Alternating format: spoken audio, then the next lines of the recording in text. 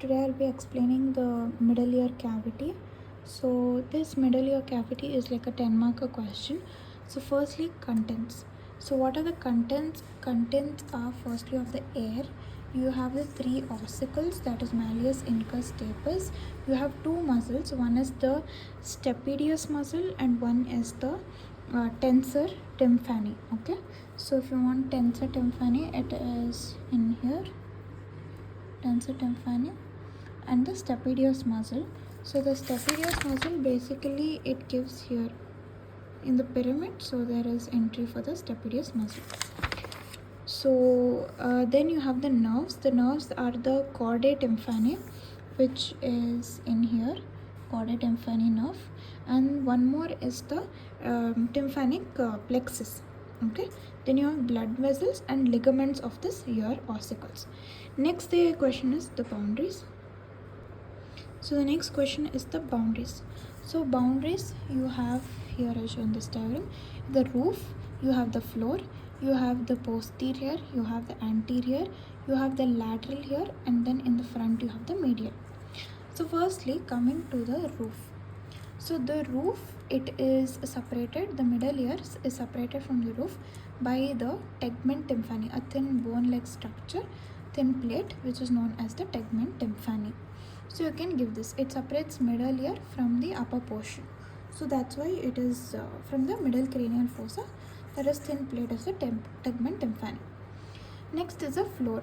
So the floor is the middle ear cavity is separated from the down part of the ear, that is the floor, by the bulb of the jugulovenous vein. This is, you have to specify this. So roof and floor, if you write this much, enough. Next, coming to the walls. So firstly I will explain you this. This is the diagram of the lateral wall.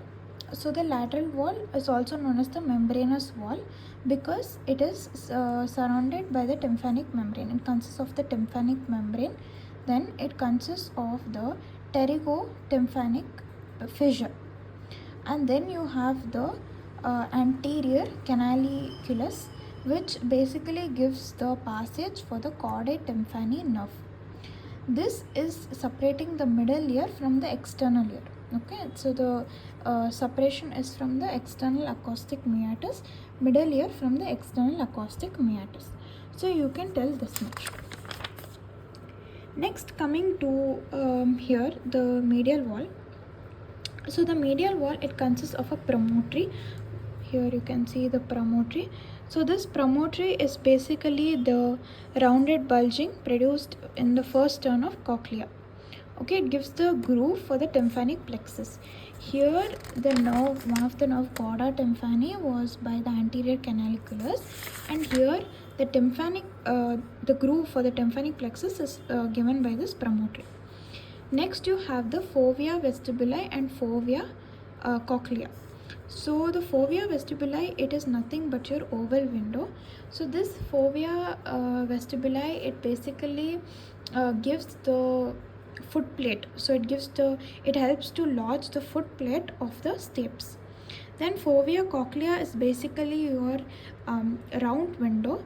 Okay, you can tell that much, and it is surrounded by the second membrane of the secondary tympanic membrane. This is about the you can also give the sinus tympani here, which lies behind the promontory. This comprises your medial wall. Next we are coming to the anterior wall. So anterior wall, it is gives two canals. So one is the canal for auditory, canal for tensor tympani. So this also consists of a process cochleoariformis, which is basically separating these two canals. Then below this canal for auditory, you have a plate. So this plate is grooved by the tympanic branch of the internal carotid artery. Next, coming to the posterior wall. So this is the posterior wall. So in the posterior wall, there is it enters into the mastoid antrum via the adytus Okay, it enters the mastoid antrum via the adytus. So this is one point you can include. One more is, when you come here, you can find a pyramid, which basically lies between the posterior and the medial wall, because this is a medial. So this gives the entry for the stapedius, so it gives like a groove. It is basically conical projection for the entry of the stapedius muscle. Now, what are the clinical aspects which is very important to include? Clinical aspects you can include that there is a condition known as otis media, which is basically the infection in the middle ear cavity. So why this is more common in children and infants? Why? So the give reason question can be because it is the auditory tube what you have, it is horizontally placed in case of children and infants. You can see here it is little bit down, but in case of children it is like here, this, it is placed horizontally. So infections from the nasopharynx, they travel to the middle ear cavity and they might easily get infected. Correct? So this can also get like persistent, or it can get like more infection can happen, which will result in the conductive deafness.